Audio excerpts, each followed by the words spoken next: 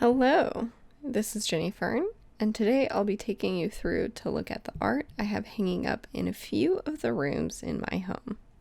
I also have a video up of the art I have in my living room if you want to check that out. But today we'll be starting in the kitchen.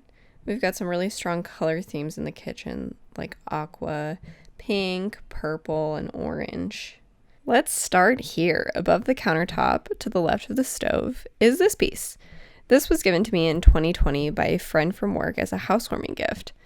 At the time, I was exploring making sourdough bread, and the colors already go so well with another piece in the kitchen that it was just a perfect fit. I've tried to find this artist. I know that it is a somewhat local artist, but I'm having difficulty finding them using the powers of the internet. Regardless, I really like this piece, and I think it goes really well here. Above the microwave, we have this large and bright painting that I got damaged, just like this. I picked it up off of a free table at my old workplace, a craft space at my university, and I got it maybe 7 or 8 years ago. I love this piece, even if it may have been damaged or discarded by its maker. The facial expression of the blue girl intrigues me so much, and I love the eggplant and the fruits on the table. I also like the glass and the flowers. Love this piece. And beside that, in the window, we have a stained glass piece hanging depicting California poppies.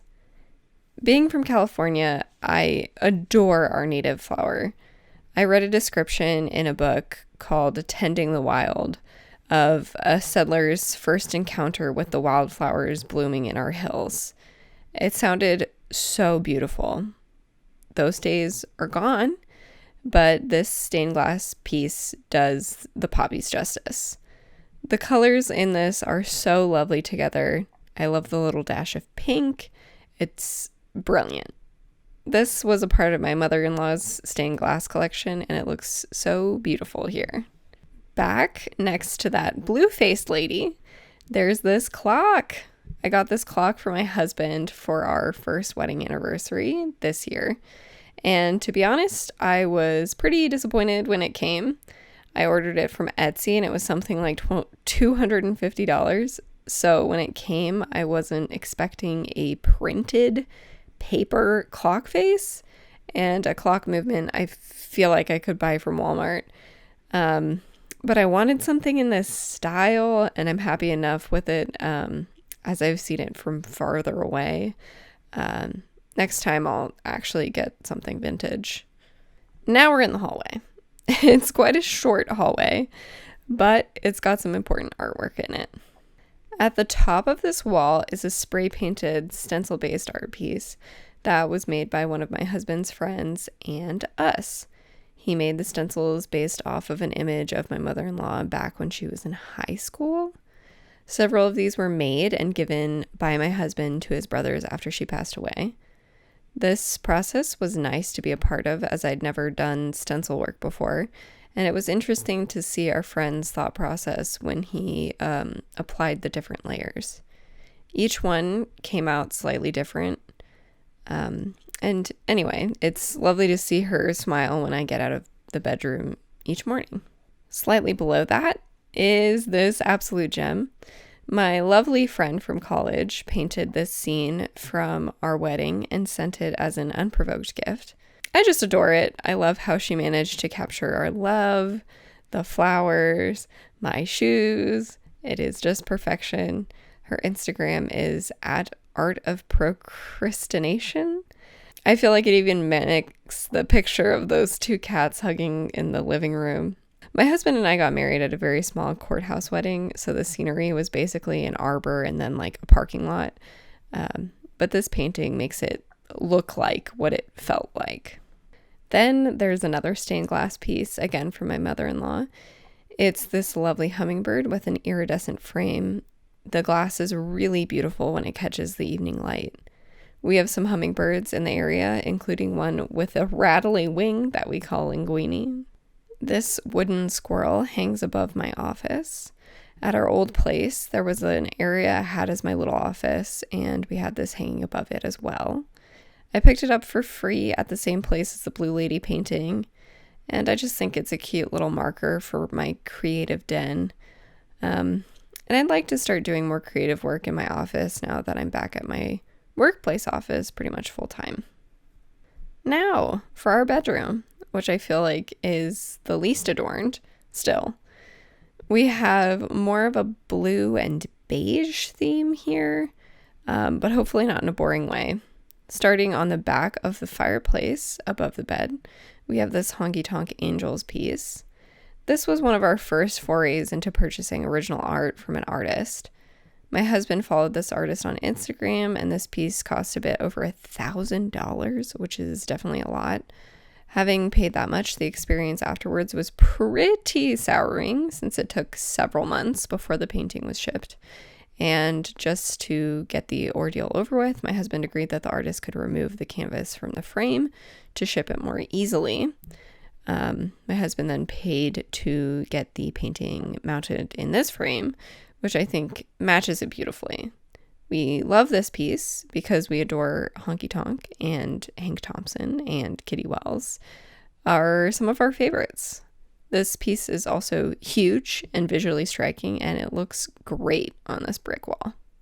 A few years later, I was feeling like the bedroom walls were a little bit blank, so we went to an art gallery to see if we liked anything. We just adored Beth Fahler's studio space at the Fulton Crossing Gallery. Her paintings of Petaluma were especially striking, but they were a bit large for what we wanted. At the time, this painting was on the door to the studio, and we really loved it. It cost about $500 and is a lovely oil painting. Beth was also a really lovely person, so our first experience with an art gallery was great. I think this may have been the same week after getting that original oil painting.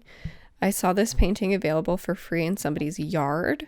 I was taking my dog for a walk during my lunch break when I still had the luxury of working from home, and I saw this in a yard with a free sign. I grabbed it, which was a bit challenging since it was a bit of a windy day and I still had my dog with me, but I didn't have enough time to go back for it and I didn't want to miss the opportunity. It's kind of like a Bob Ross painting with regards to technique used, and my husband and I think it looks a bit like this area, so we were happy to give it a home. It's a little bit big for the room, but I think it looks all right here. In the bathroom, we have this above the towels. This is a Star Registry paperwork thing, which was a gift for my birthday by my late mother-in-law. What are you doing, bud? Oh, God, this is straight up your butthole. It is a binary star system named after my husband and I.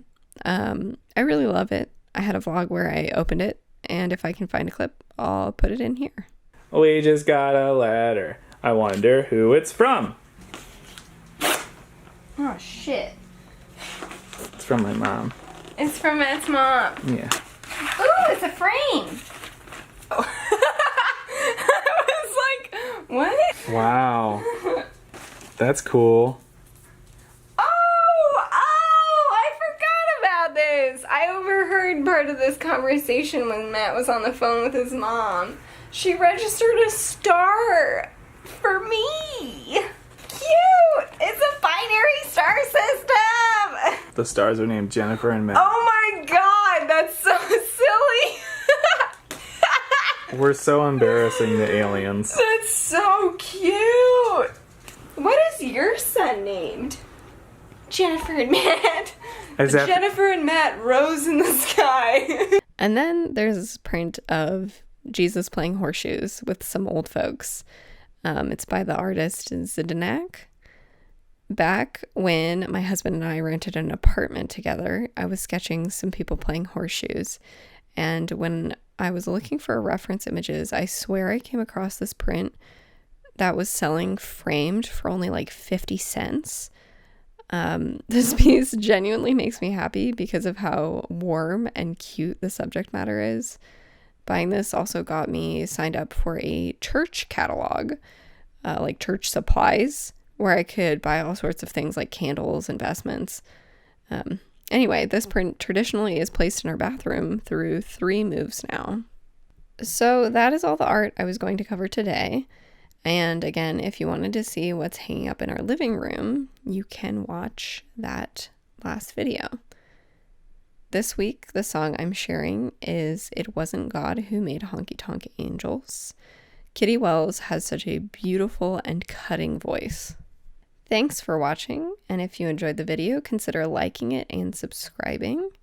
Again, thank you and have a great day.